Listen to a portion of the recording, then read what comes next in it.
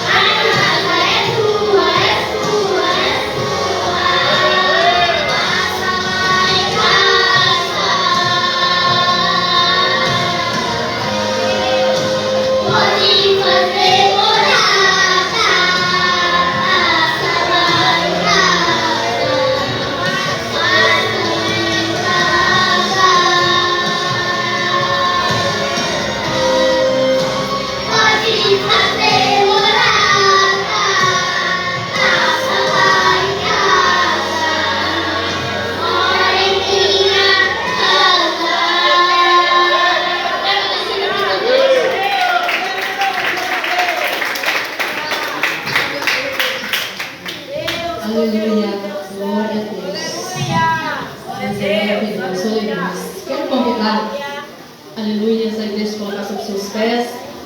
Quero estar convidando o nosso presbítero Carlos para estar fazendo uma oração, apresentando o nosso pastor. Aleluia, ao Senhor. E o nosso irmão Rosemir, amada igreja, é presbítero também. Nós vamos acostumando, amém? Glória a Deus. Cumprimento os irmãos com a paz do Senhor Jesus. Amém. Estamos alegres, satisfeitos, porque até aqui nos ajudou o Senhor. Vamos fazer uma oração. Apresentando o nosso pastor, que vai trazer a palavra, o ensino desta noite para os nossos corações, em nome de Jesus. Amado Deus e Pai, que estás no céu, te louvamos, te agradecemos a Deus, porque o Senhor tem nos abençoado poderosamente. O Senhor tem nos guardado, nos livrado de todo mal, Pai. Por isso estamos alegres, felizes, regozijantes na tua presença, Pai.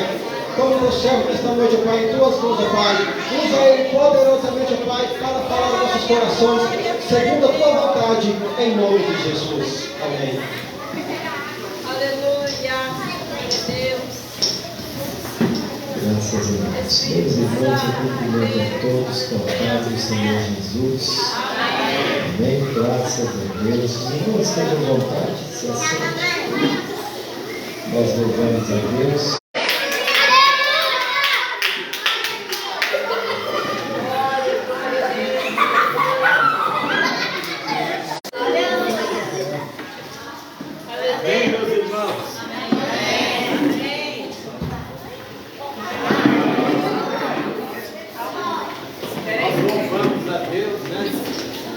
Louvamos a Deus pelo privilégio que o Senhor tem nos concedido para estarmos na presença de Deus, na casa de Deus.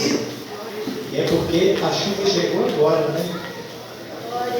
né? Eu quase não consegui chegar, eu vim bem devagarinho, não tinha visibilidade nenhuma. A hora que eu vim, estava muita chuva mesmo, até estranhei, cheguei aqui, não tinha chuva e falei, está vindo por aí, né? Mas graças a Deus estamos aqui e a presença de Deus é real. Meus irmãos, nós, antes de entrarmos aqui a continuidade do tema que nós estamos ministrando à igreja, reconstruindo com êxito, nós vamos entrar na segunda etapa da reconstrução, mas nós queremos lembrar os irmãos que amanhã tem ensaio, quinta-feira é culto com qual departamento?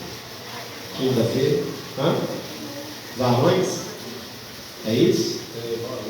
Com os varões, tem um trabalho com os varões, louvado seja Deus. Na sexta-feira nós estaremos aqui ministrando o curso de obreiros, mas eu quero dividir a metade do horário para o curso, ok? Na sexta-feira, amém? Louvado seja Deus, nós vamos estar aqui em nome de Jesus para tratarmos de assuntos. Você esteja orando por nós, em nome de Jesus. Nós vamos ficar 15 dias lá, a gente vai fazer uma escala, né? A gente vai estar enviando pessoas da série para estar ajudando e a gente vai estar indo para lá. Eu vou sozinho, não é passeio, mas eu vou para pregar lá em alguns lugares que eu fui convidado. Eu tentei até sair, mas quando eu tentei sair, eu já tinha comprado a passagem de avião. Eu falei, misericórdia, não dá nem para voltar. No outro dia, já tinha deixado toda a logística pronta para não dar tempo da gente retroceder e voltar, né? Mas, graças a Deus, a gente vai estar indo e eu creio que os irmãos orando por nós vai dar tudo certo. Eu vou estar trazendo esse pastor aqui no domingo no culto do domingo à noite. Ele vai estar aqui ministrando a palavra de Deus aos nossos corações. Amém? Amém, meus irmãos? Nós vamos ler, eu quero ler aqui o texto de Esdras, capítulo 7. Eu quero ler o versículo 1 e o versículo 6 com os irmãos, para a gente dar continuidade aqui à temática reconstruindo com Esdras. Glória a Deus. Reconstruindo com Esdras. Aleluia. Esdras capítulo 7, verso 1 e verso 6 diz assim: passadas essas coisas no reinado de Artaxerxes, rei da Pérsia, Esdras, filho de Seraías, filho de Azarias, filho de Ilquias. Agora o verso 6. Esse Esdras subiu de Babilônia, e era escriba hábil na lei de Moisés, dada pelo Senhor Deus de Israel, e segundo a mão do Senhor seu Deus que estava sobre ele, o rei lhe deu tudo quanto lhe pedia. Amém? Os irmãos estejam à vontade. Queridos, eu quero lembrar com vocês aqui o contexto desta história, que nós já estamos há algumas semanas ministrando sobre ela. Louvado seja Deus, lembrando que a reconstrução do povo de Israel ela se deu em 3 etapas. A primeira, a reconstrução do templo, seguindo o cronograma estabelecido pelo próprio Deus, quando Deus levanta Zorobabel como grande líder e o sumo sacerdote Josué para reconstruir o templo. Essa foi a primeira etapa da reconstrução. Cerca de 42 mil judeus eles vêm para reconstruir. E depois da reconstrução do templo, a segunda etapa era a reestruturação da comunhão por meio da palavra. Aí a gente observa que depois que o templo ele é restaurado, o famoso segundo templo, o templo de Zorobabel, que durou 500 anos até o terceiro templo, quando Herodes ele começa a governar já nos dias de Jesus e resolve fazer uma grande reforma neste templo, o templo de Zorobabel, e aí inicia-se uma nova era daquele templo, que durou pouco também, porque depois General Tito, numa invasão de Roma, eles acabam destruindo tudo, e aí o templo ele acaba perdendo aquela essência bíblica, porque depois veio o período pós-Bíblia. E aí a gente vai se identificar aqui nessa história que quando Deus ele no controle de todas as coisas, o capítulo 7 ele começa, nós vamos observar que no versículo 1 diz: depois destas coisas, depois daquilo que havia acontecido no capítulo 6, quando o templo acabou sendo reestruturado, reedificado. Aí a Bíblia diz que começa-se ali uma nova etapa, a segunda etapa da reconstrução. Nessa segunda etapa da reconstrução, aparentemente parece ser assim, fatos e acontecimentos seguidos, mas não foram. Por volta de 457, 58 depois de Cristo, deu-se essa segunda etapa da reconstrução. E esse período, ele alcançava mais ou menos 60 anos depois do capítulo 6. O capítulo 6 termina com a reconstrução do templo, e aí passa-se cerca de 60 anos, começa-se os acontecimentos do capítulo de número 7. Sendo assim, diante desta informação, a gente começa a observar que provavelmente Esdras, o escriba, aquele que era dotado na lei, na palavra, era um escritor esmero, alguém de confiança de Artaxerxes, porque ele era uma pessoa de bom caráter e um bom escritor. A Bíblia vai nos dizer que talvez ele nem tenha nascido quando o templo, nem tinha nascido, ou era muito pequeno, quando o templo de Zorobabel foi reconstruído. Aleluia! E aí a gente vai ter a informação que neste período Deus levanta, aproximadamente 60 anos depois da reconstrução, Esdras, e uma segunda caravana de exilados, elas vêm para Jerusalém, do Império Persa. Eles vêm para Jerusalém. Aí inicia-se o capítulo de número 7. Capítulo 7, do verso 1 ao verso de número 5, nós vamos encontrar a informação da genealogia de Esdras. Ali nós vamos encontrar a informação de que Esdras não era só um escriba, um esmero escritor ou um doutor da lei. Ele era alguém que descendia de Arão. Ele tinha uma linhagem sacerdotal. Ele havia recebido isso, aleluia, dos seus pais, porque ele era descendente de Arão. Do verso 1 ao verso de número 5, esta informação. O verso de número 6, nós temos a informação de que Esdras era escriba, versado nas escrituras e de bom caráter. Ele era uma pessoa que gozava de um bom nome lá no Império Persa. Por isso que Artaxerxes, quando assume o governo do Império, ele, instituído no coração dele um desejo, colocado lá por Deus, ele escolhe, junto com alguns grandes do seu império, Esdras, porque ele olhava para Esdras e via um homem de bom nome e muito letrado, muito versado nas escrituras. No versículo de número 9, nós vamos encontrar, tudo no capítulo 7, nós vamos encontrar informação de que esta viagem, quando Artaxerxes, ele chama Esdras e libera, ele faz um novo decreto, liberando todos os judeus que quisessem migrar para Jerusalém. Aleluia! Ele faz toda uma logística de viagem. Era um período chuvoso, foi escolhido por Esdras esse período para que não houvesse escassez de água na viagem. A viagem seria uma viagem difícil, demorou aproximadamente 4 meses entre a Pérsia e Jerusalém.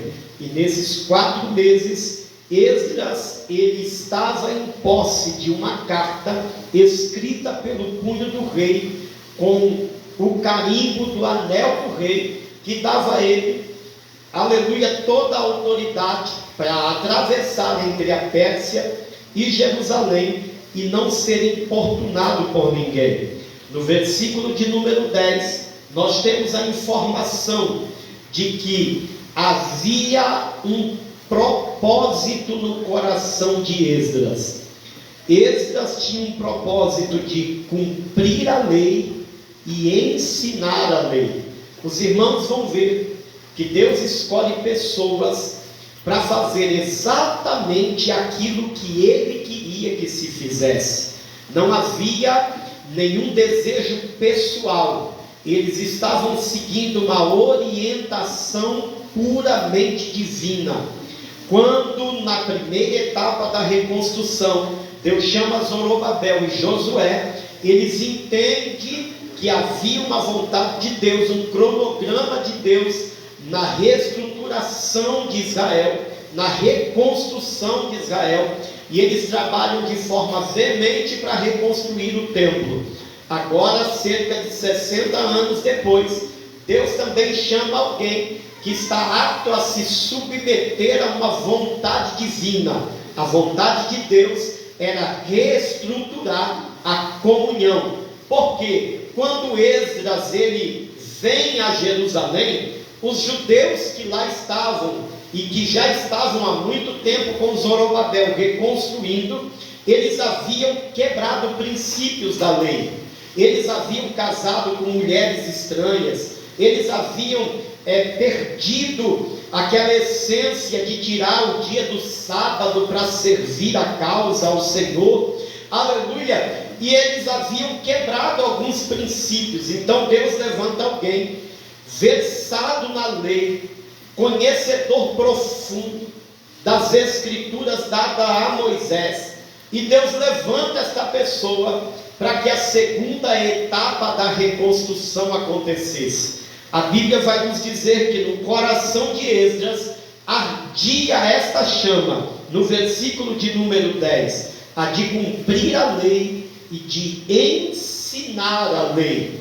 E isso nos traz uma grande lição. O importante não é eu tentar fazer aquilo que eu quero fazer, é eu ter uma direção da parte de Deus e me submeter à vontade soberana dele, porque é ele que sabe o que é melhor. Eu conheço o hoje, o amanhã não existe para mim e para você. O passado já não é mais. O que nós temos é o hoje. Louvado seja Deus. Então todas as vezes que Deus estabelecer algo para o teu coração, ainda que isso pareça ser complexo, se submeta, porque é Ele que sabe o que vai ser melhor para a sua vida. Aleluia! Nós observamos que no coração de Esdras, esta chama estava ardendo. No versículo de número 13, nós temos ainda uma nova informação. Artaxerxes, o rei, ele autoriza todos os que desejam voltar com Esdras. O coração do rei havia se voltado para que a vontade de Deus fosse cumprida. Aleluia! Nós observamos que temos uma grande preocupação muitas vezes quando as coisas parecem não caminhar do jeito que a gente quer. O importante, irmãos, é nós termos a certeza de que Deus continua trabalhando, de que o coração do homem não é nada diante de uma vontade soberana do eterno e poderoso Deus. Nós vamos ter no versículo 17 do capítulo 7 uma nova informação sobre esta migração de Esdras junto com alguns judeus. Recursos que Deus levanta e coloca na mão de pessoas idôneas. Vocês vão ver lá o rei assinando um decreto, dando autorização para que muitas pessoas no Império Persa e algumas pessoas das nações vizinhas pudessem doar. Ajuntaram ouro, ajuntaram prata, ajuntaram muita coisa para que Esdras pudesse retornar a Jerusalém. E é interessante esta informação, porque Deus, ele tem este desejo de nos abençoar. Eu sempre falo isso lá na sede. O desejo de Deus de nos ver próspero é gigantesco. Porém, muitos de nós não temos preparo para a prosperidade de Deus. Aleluia! Muitos de nós não temos condições ainda de lidar com aquilo que Deus tem de bênçãos para derramar sobre a nossa vida. Muitos de nós, irmãos, se recebermos algo a mais, nos desviamos, nos abandonamos o Senhor, deixamos de congregar, deixamos de orar, deixamos de jejuar, porque vai ter sempre um banquete na mesa, perdemos o pãozinho com mussarela e presunto e o cafezinho quente. Aleluia! Então de vez em quando é bom, irmão, a gente passar pelo caminho estreito, a porta apertada, para não perder a essência. A igreja de Jesus, ela tem uma essência e ela não pode perder. Por mais que a tecnologia muitas vezes nos ajuda, os recursos se multiplicaram, mas a igreja tem uma essência. Ela não pode deixar de orar, jejuar, evangelizar e estudar a palavra. Se ela abandonar esses princípios, ela deixa de ser igreja e passa a ser uma comunidade comum, como toda associação existente na terra. A igreja só é diferente porque jejum, oração, culto, estudo da palavra não tem ela ligada no céu, porque a igreja não é da terra, a igreja é do céu e é para lá que a gente vai. Aleluia! No versículo 18 nós temos a informação de que todos os nossos recursos devem ser usados conforme a vontade de Deus.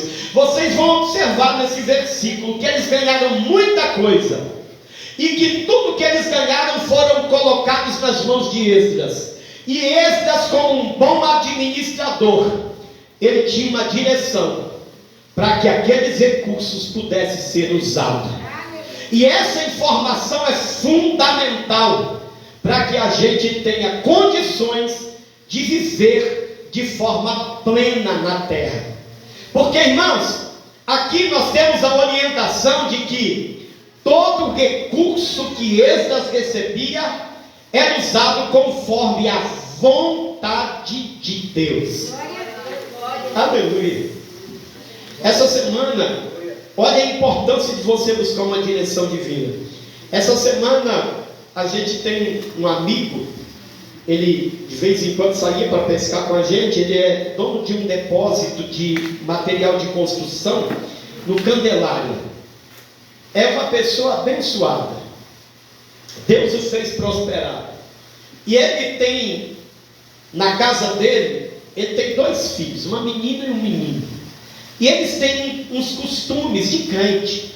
Toda vez que ele vai sair de casa, ele e o menino que anda muito com ele, eles dobram o joelho e oram juntos. Pedem proteção divina, direção de Deus. Quando foi esta semana, no sábado, ele havia tido um probleminha com a esposa, saiu brigado. Ele e o menino montou na moto, ele tem uma moto BMW, aquelas motos grandes.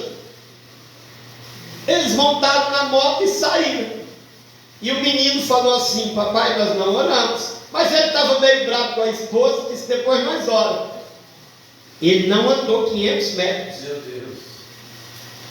Um carro pegou, a moto deu perca total, uma moto de quase 100 mil reais. A moto deu perca total. O menino foi parar no CTI. E a mão de Deus teve misericórdia, porque só foi um susto. Hoje eles já estão em casa. Quando eu sair daqui eu vou passar lá, porque eles estão em casa e tem um trabalho de homens e me convidaram para estar indo lá. Eu disse: eu vou para São Gonçalo. Então quando for umas 9h30 o senhor chega? Eu digo: acho que chego. Aleluia. Mas entenda aqui, irmãos, o que eu quero dizer para você: a importância de se ter uma direção de Deus em tudo que nós fazemos. Porque tem coisa que a gente acha que é bobagem. Você, quando está em posse do seu recurso, qual é o primeiro pensamento que vem? Às vezes a gente fica que nem menino, né? Eu acho que eu vou comprar um pacote de bala. A gente começa a fazer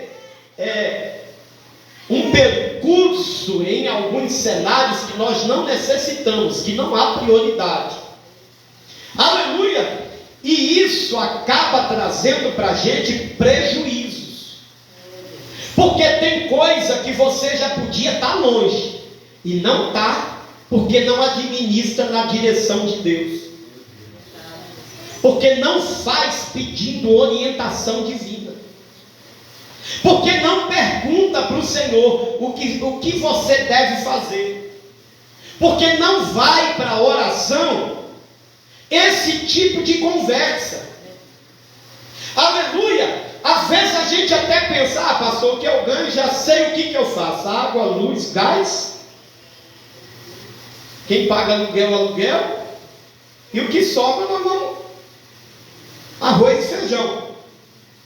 Mas escuta, e quando Deus te abençoa um pouco mais?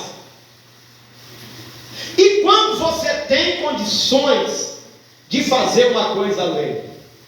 O que é que acontece? Você está buscando direção divina? Ou está fazendo do seu jeito?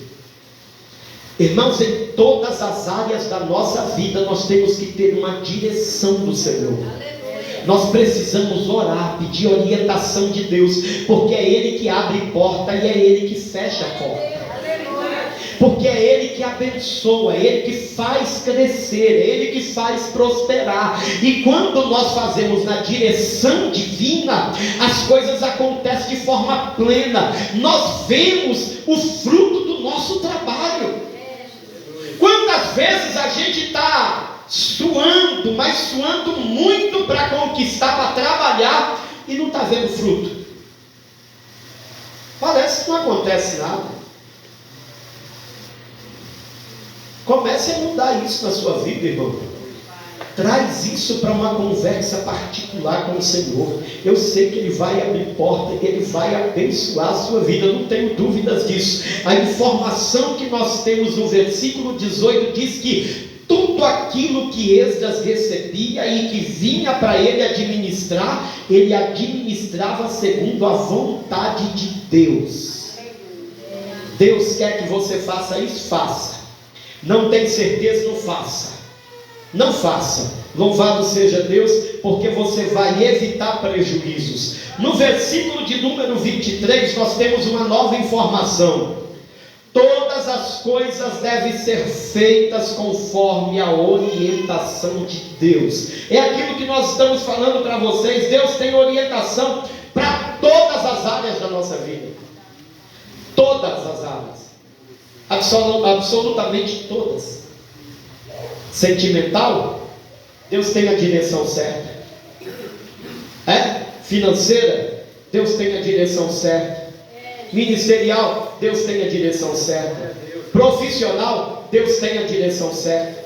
E nós temos vivido um período tão complexo que a geração que nós estamos vivendo, eu tenho lá na sede pessoas que já entrou em 3, 4 faculdades diferentes, nunca terminou nenhuma, porque não sabe o que quer, não tem uma direção. Aleluia. Lá em casa eu tenho um. O Tiago está formando agora, está numa peleja terrível. Os últimos 2 meses de faculdade, depois ele vai ter que fazer o AB. O André começou para ser dentista. Ele disse: pai, eu quero ser dentista. Eu falei: tá bom. Estudou 6 meses. Aí ele olhou e falou: pai, quero não. Eu falei: ó, você vai orar, pedir uma direção de Deus para você saber o que você quer da sua vida.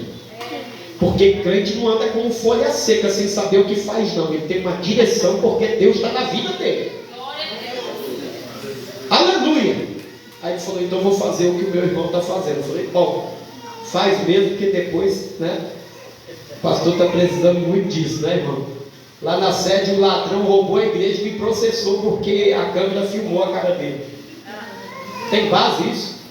O ladrão roubou, a câmera pegou ele dentro da igreja, ele olhou para a câmera, levou os negócios, e porque a filmagem pegou a cara dele, ele me processou.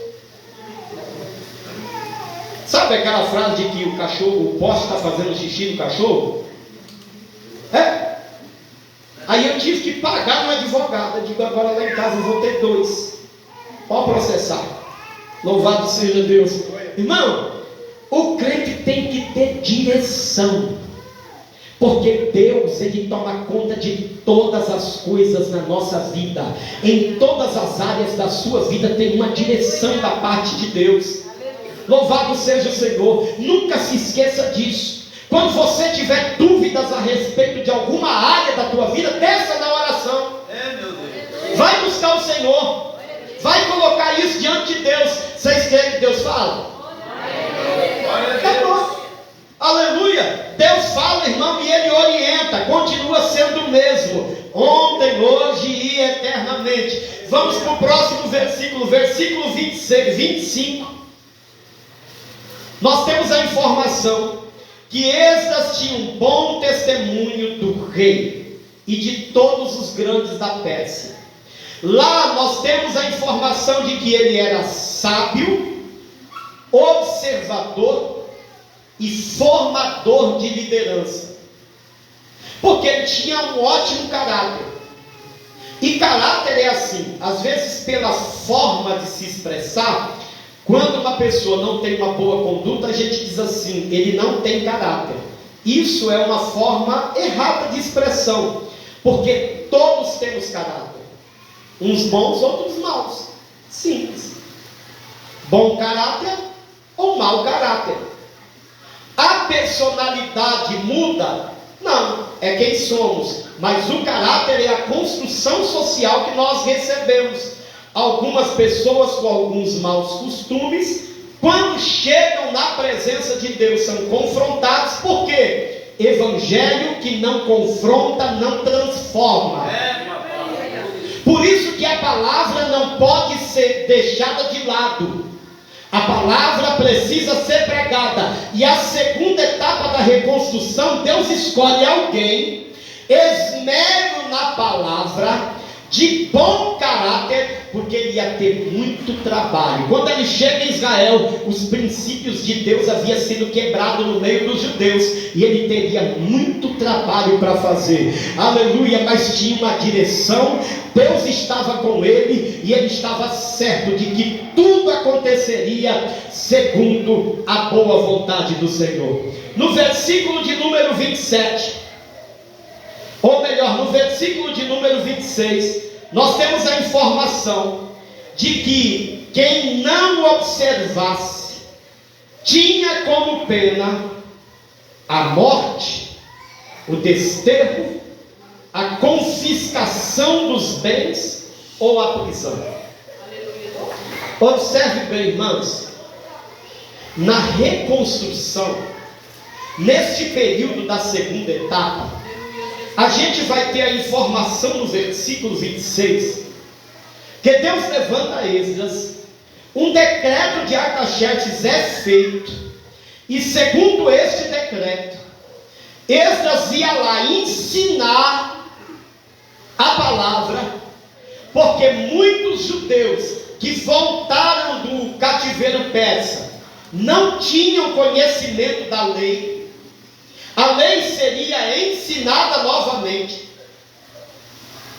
só que não era o tempo da graça.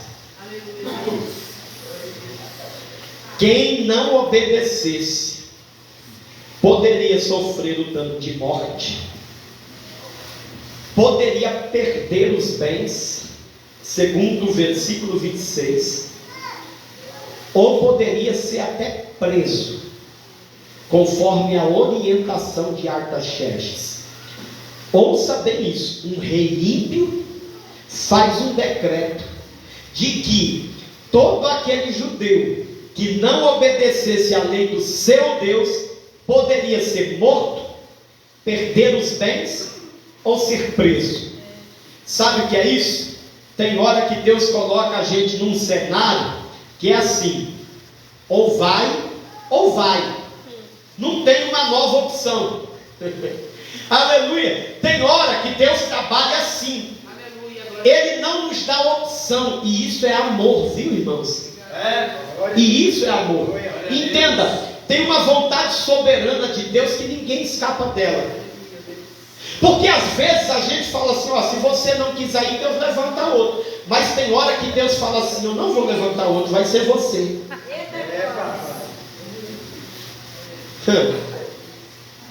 Aí a gente teima. Eu lembro de um amiguinho nosso, que Deus falou assim para ele: você vai para Nínive, se o povo lá não presta, vale nada o povo lá. Aí Deus fala assim: mas você vai para Nínive. Aí ele não fala nada para ninguém, bota uma mochilinha nas costas e desce para Jope, vai para o grande mar, pega uma embarcação e diz assim: eu vou para Jope, vou para Nínive nunca. Lá eles costumam matar o povo fácil. O povo de Nínive era cruel, irmãos. Eles lá, a forma de tortura lá, quando pegavam um inimigo, era assim: pegavam uma mulher judia grávida. Eliseu profetizou isso. Eles abriam o ventre e tiravam a criança. Eles eram cruéis na guerra. Aí a Bíblia diz que Jonas olha e diz assim: eu não vou para lá nada. Deus falou que ele vai morrer, eu quero ver esse povo tudo morto. Mata eles, Deus. Aí ele desce com uma embarcação. A vontade soberana de Deus está em execução. E quando a vontade de Deus soberana está em execução, irmão, não tem segurança em lugar nenhum. Porque quando ele entra dentro do barco, não tinha, a meteorologia naqueles dias não tinha nenhuma informação. Mas é fato que o capitão do barco, com toda a sua experiência, deve ter olhado e disse assim: não tem chuva por esses dias, não vai ter vento. Mas tinha alguém ali tentando quebrar uma vontade soberana de Deus. Aí Deus muda o clima, Deus muda o tempo. Não tinha chuva, vai chover. Não tinha vento, vai ventar. O barco parecia ser seguro, vai se tornar em canoa. Aleluia. Eu não sei se os irmãos já andaram aqui de barco em mar. Alguém aqui já andou de barco em mar? Já? Lá em Santos, eu sou de Santos, e lá em Santos tinha os reboques de navio. De vez em quando meu pai queria que eu fosse marinheiro. Eu não gosto desse negócio não. Eu gostava de jogar bola, eu falei: não quero saber de navio não. Até fiz um cursinho para entrar na marinha, mas depois eu falei: nem dou conta não. Mas a gente ia fazer reboque. E era engraçado, porque eu nunca ia no navio que estava para ser rebocado. Eu ia no reboque. Porque o que estava para ser rebocado estava com problema. Dizia lá: eu não vou de jeito nenhum. Porque quem ia lá assustava. Quando mexiam, o navio começava a entrar água. As pessoas por experiência não assustavam. Mas o novo lá, o meu pai, a primeira vez que foi, ele gritava: para esse negócio, vai afundar. Vai afundar. E tinha que parar para poder descer a tribulação. Agora vocês entendam. O barco é feito dentro de uma estrutura que é para suportar ondas grandes. Navios são preparados para isso. E existe todo um trabalho de arquitetura, irmãos, para que esse navio consiga navegar de forma segura mesmo diante da tempestade. Por exemplo, se você estiver andando em um barco estreito como um caiaque, lá em Santos a gente andava muito de caiaque, você nunca fica de lado para uma onda, por exemplo. Se você eu andava muito em caiaque de uma pessoa só, mas a gente já sabia, você não podia virar de lado para a onda. Se você virar de lado, a onda bate e você vira. Quem tem experiência, no virar ele já faz um esforço e volta de novo. Quem não tem que mergulhar, sair do caiaque, virar ele e entrar dentro de novo. Então a gente sempre ia nas ondas de frente. Porque se você for de trás, você vai surfar nela. Ela vai te levar. De frente ela não vai te levar. Você vai ter o controle quando você enfrenta as ondas de frente. De lado, ela te faz tombar. De costa, ela te leva para onde ela quer. De frente, você vai aonde você quer. Tem alguém entendendo esse mistério de hoje? Louvado seja Deus. Aí Jonas desce para um navio, aparentemente seguro. A meteorologia não indicava nenhuma tempestade, nem onda, nem nada, mas tinha uma vontade soberana de Deus sendo quebrada por alguém naquele barco. Aí Deus contraria a meteorologia, a segurança do barco, a experiência do capitão, e manda um vento, porque tinha uma vontade soberana. Ele disse: você vai. E Jonas disse: não vou. Ele disse: vai. Não vou. Então vamos ver se você vai ou não vai. Porque, irmãos, Isaías chega a dizer que quando a gente tenta contender com o Criador, é o caco de barro entre os cacos, querendo contender com o oleiro, com o Criador. Irmãos, é como aquela luta que a gente costuma trazer para a mente e achar que ela existe, né? Entre Deus e o diabo. Não existe essa luta. Não existe. A luta do diabo é contra eu e você. Contra Deus, irmãos, a gente tem informação que com o sopro da narina, Deus vai destruir ele. Não tem luta entre Deus e o diabo. Aleluia. A gente tenta soprar com a mão, com a boca, é muito mais forte. Já tentou soprar com o nariz? Não faz isso aqui não, tá bom? A intensidade do ar é muito pequena. E a Bíblia diz que é com essa intensidade da narina de Deus que ele vai destruir o diabo. Então não tem luta entre Deus e o diabo. Agora você imagina, aleluia, tem uma vontade soberana de Deus querendo acontecer, um homem resistindo, e parecia que estava tudo seguro. Aí Deus manda só um ventinho, nada mais, um ventinho. Todo mundo desesperado dentro de um barco. E é assim, né, irmão? Quando a gente está num barco que a coisa não vai bem, a gente começa a procurar o culpado.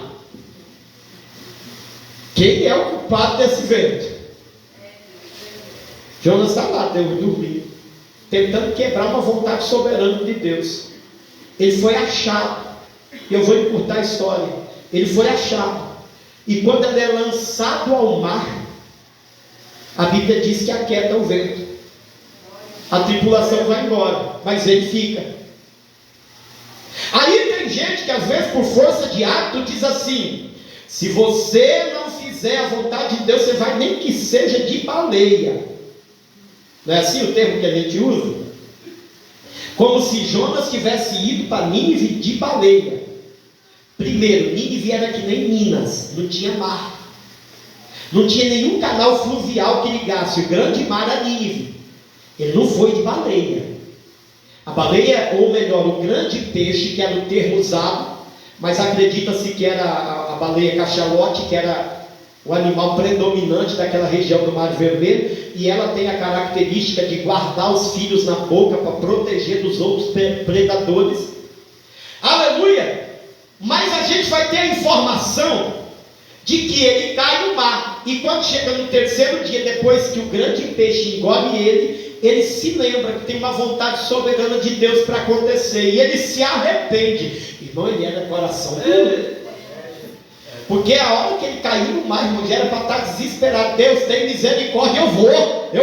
Ele só lembrou depois de 3 dias na barriga do peixe. Irmão, o peixe engoliu e já estava digerindo.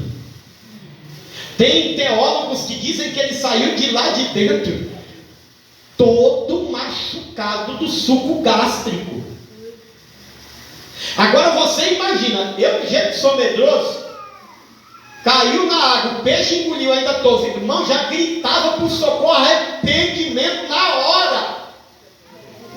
Aleluia! Mas ele não. Ele esperou 3 dias para orar, irmão. Dentro do ventre do peixe. Não era mais na tempestade, não era mais dentro do barco, ou dentro do mar, na água. Já era dentro do ventre do peixe. Já estava para passar para a área intestinal do peixe, irmão. Aí ele ora. Aí Deus dá uma ordem.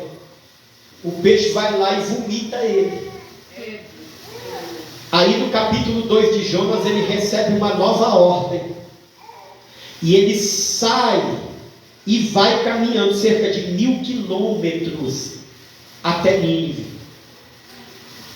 E quando ele chega lá, ele prega 3 dias. Eu fico imaginando Deus no céu olhando, dizendo assim: eu falei que tu ia. Eu falei que tu ia. Eu falei que tu ia. Se tem uma vontade soberana de Deus em ação, irmão, não resiste, não, vai logo. Vai depressa. Louvado seja Deus, porque a vontade dele vai se cumprir. Eu querendo ou não, você querendo ou não, a vontade soberana dele em ação, ninguém muda. Louvado seja o nome de Jesus. Aleluia. A gente começa a observar nas informações que nós temos no capítulo de número 7, no versículo de número 27, que Esdras louva a Deus por ele ter movido o coração do rei para ornamentar a casa de Deus. O alvo de Artaxerxes de início é alcançado. Deus dá uma ordem. Agora o templo está feito, não era como de Salomão, nem chegava perto. Alguns utensílios tinham voltado, mas ainda tinha gente investindo. E no versículo de número 27, ele louva a Deus, porque tinha gente investindo. Irmãos, isso é uma grande lição de vida para a gente que costuma reclamar demais. Aqui não tem não, tá bom? A gente vai falar aqui de Jerusalém. Pessoas que gostam de reclamar demais, nunca está bom. Não é assim? Aleluia. Se o marido não fala muito, quando ele começa a falar, acha ruim. Não tem diálogo. Aí quando ele assume a construção do diálogo, não, você já está falando demais, melhor ficar quieto. Não é assim? Se está chovendo é porque está chovendo, se está sol é porque está sol. Irmãos, a gente precisa perder alguns hábitos que desagradam a Deus. A gente precisa aprender a ser grato a Deus por tudo nessa vida. Aleluia. Sabe por quê? Porque todas as coisas cooperam para o bem dos que amam a Deus. Você pode não enxergar agora. Aleluia. Eu lembro que quando Lucas nasceu e que teve aqueles problemas com Lucas, eu tive um problema gigantesco com a minha esposa. Era o meu primeiro filho. E ela chorava o tempo inteiro. Ela dizia: por que o meu? Por que o meu? Por que o meu? Como se a gente merecesse coisa melhor. Aleluia. E ela dizia, por que o meu? Eu comecei a orar por ela. Eu disse, Jesus, eu reconheço que o Senhor é soberano e que o Senhor não faz nada errado. Tudo do Senhor é perfeito. E Ele nos deu uma revelação poderosa em Jeremias, quando ele disse assim, eu sei o pensamento que eu tenho a respeito de vós, pensamento de paz e não de mal, para vos dar o fim que esperais. E eu digo, Jesus, todas as coisas concorrem para o bem dos que amam a Deus, mas o menino tinha crise convulsiva 2 em 2 dias e só faltava morrer. E eu dizia, Jesus, eu sei que o Senhor tem o melhor, louvado seja Deus. E hoje, se você me perguntar, pastor, se o senhor pudesse, queria que o Lucas fosse diferente? Não, é o meu Lucas, é o meu Lucas, é mais crente do que todo mundo lá em casa.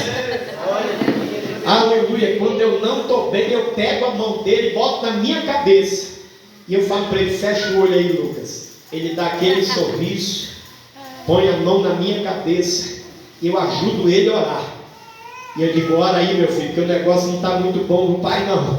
Louvado seja Deus. Aleluia. E Deus fez na vida dele coisas tão profundas e grandiosas, que eu não seria quem eu sou hoje sem a experiência daquilo que Deus fez com Lucas. Então, se Deus te deu algo diferente, segura, irmão.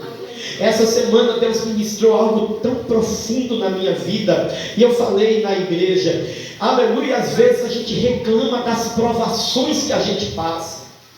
Quando a gente ouve uma palavra que ministra o novo na nossa vida, Deus vai fazer uma coisa nova, a gente glorifica. Eita, tem coisa nova chegando. Mas junto com a coisa nova tem um novo cenário. Nesse novo cenário tem provações que você nunca passou, porque é novo. Aí a gente reclama da provação. Mas a provação nada mais é do que o passaporte que Deus colocou na tua mão para você vivenciar o novo. Porque a Bíblia diz que depois de aprovado você recebe o galardão. A prova é nova. Não critique, não murmure, não acha ruim. Se a prova é nova, você nunca passou por isso, é porque tem um cenário novo para você vivenciar. Aleluia. A provação da sua fé nada mais é do que um passaporte que vai te levar a viver o novo de Deus. Aleluia. Esdras, ele louva a Deus por causa de um cenário. E no verso 28, ele foi animado pela certeza que ele tinha do chamado. E eu escrevi uma frase que Deus me deu uns dias atrás, numa mensagem que eu pregava. Tem hora que a gente fica buscando uma estratégia para romper diante de uma dificuldade. Mas tem momento que eu e você não precisamos de estratégia, é só de convicção. Esdras olhou e falou, o desafio é gigantesco, mas eu tenho certeza que foi ele que me chamou para isso. O desafio eu nunca passei por isso, mas eu sei que quem me chamou foi ele. E se ele te chamou, ele garante que você vai chegar no lugar que ele determinou para você chegar. Aleluia. Então não se assuste com as dificuldades da sua vida. Nós aprendemos no capítulo 7, no versículo 1, na segunda etapa da reconstrução, que as mãos do Senhor continuam trabalhando mesmo quando a gente não vê. É projeto de Deus que haja uma reestruturação da comunhão que nós temos com Deus. Você observa bem que a segunda etapa da reconstrução não era o templo, agora era o coração dos judeus. Deus precisava encontrar o coração do seu povo. Vocês estão entendendo isso? Aleluia! Algumas coisas precisavam ser refeitas no coração dos judeus. Tinha coisas coisa que precisava de mudança. Eles haviam perdido alguns princípios. Deus levanta Esdras com um chamado específico. Ele era doutor na lei, conhecedor profundo, um homem de um bom caráter, e que Deus ia usar ele para que os céus ficassem baixinho de novo em Jerusalém.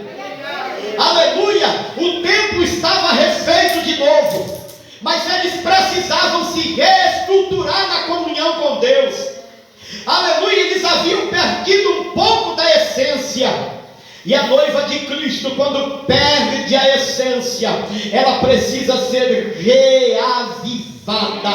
E uma igreja reavivada, ela parte do princípio do arrependimento das más ações. Tem alguém aqui comigo?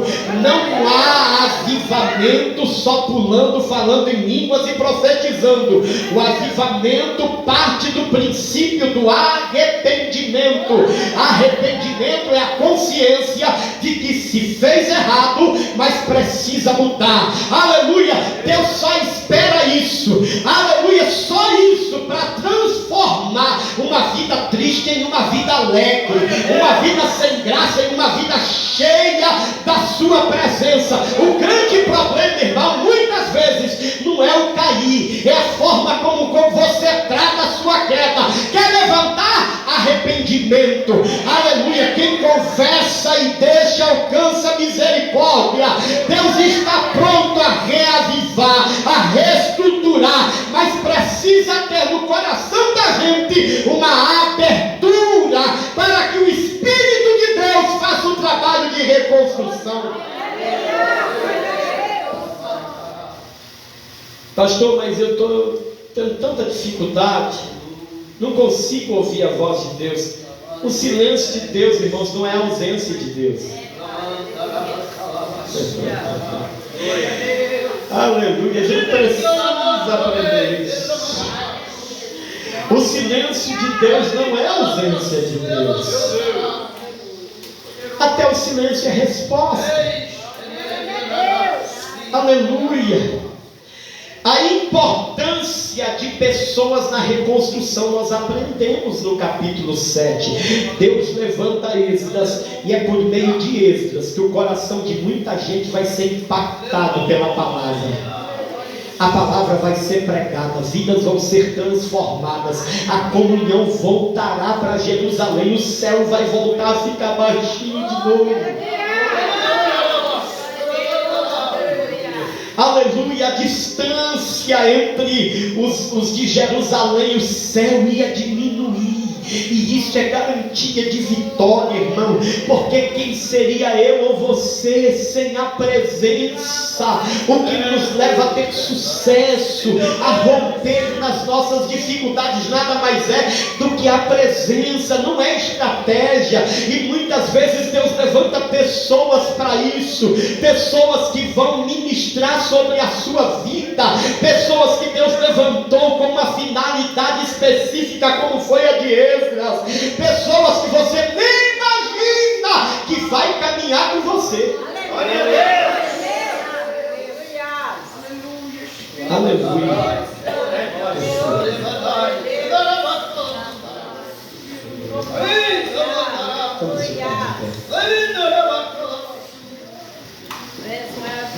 Meu Deus.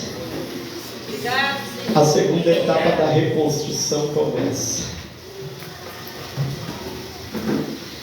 E ela começa nos dando uma informação básica.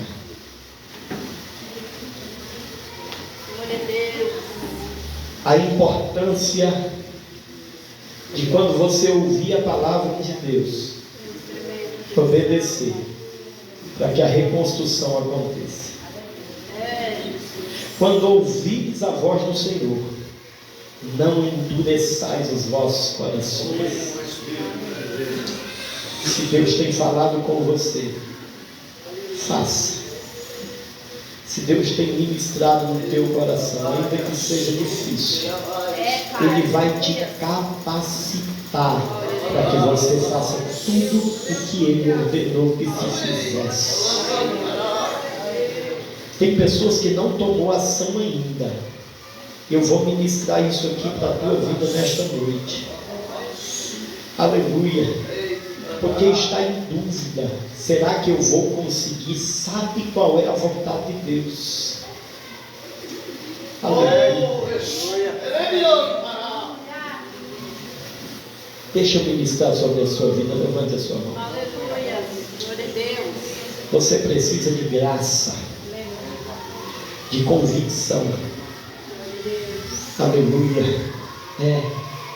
Louvado seja Deus. Então vou ministrar isso aqui sobre a sua vida hoje. Deus, em nome de Jesus, derrama sobre a vida deste crente que está sendo ministrado aqui nesta noite a fortaleza que ele precisa para romper no cenário desafiador, para cumprir o teu propósito, a convicção necessária para que ele não retroceda e volte atrás. Meu Deus, capacita agora para vencer todas as barreiras que se interpôs entre ele e o teu projeto. Que o teu projeto, meu Deus, ele se conclua na vida deste irmão e desta irmã. Em nome do Senhor Jesus, eu profetizo para a vida da tua igreja nesta noite. A reconstrução será feita, será plena e dentro da tua vontade. Em nome do Senhor Jesus, meu Deus, abençoa o teu povo de forma poderosa. Em nome do Senhor Jesus, meu Deus, nós oramos e te agradecemos. Aleluia. Você pode ser boca de Deus aí para esse crente? Pode. Diga para ele, não para diante da barreira não, irmão. Vai ter barreira, mas não desiste não. Isso, vai ter levante, mas não desiste não. A reconstrução vai acontecer, porque Deus está nesse negócio. Em nome de Jesus. Levante as suas mãos assim. Deixa eu pedir, cooperadora Alessandra, eu preciso de você para tomar a frente do retiro aqui, tá? O retiro já está acontecendo nas congregações e me pediram para trazer aqui e falar, pastor, pede para alguém lá em São Gonçalo ficar responsável. Alessandra fica responsável? Amém? Levanta as mãos assim. Que a graça de nosso Senhor e Salvador Jesus Cristo, o grande amor de Deus, nosso Pai, a comunhão e a consolação do Espírito Santo esteja com todos, não só hoje, mas para todos sempre. Amém.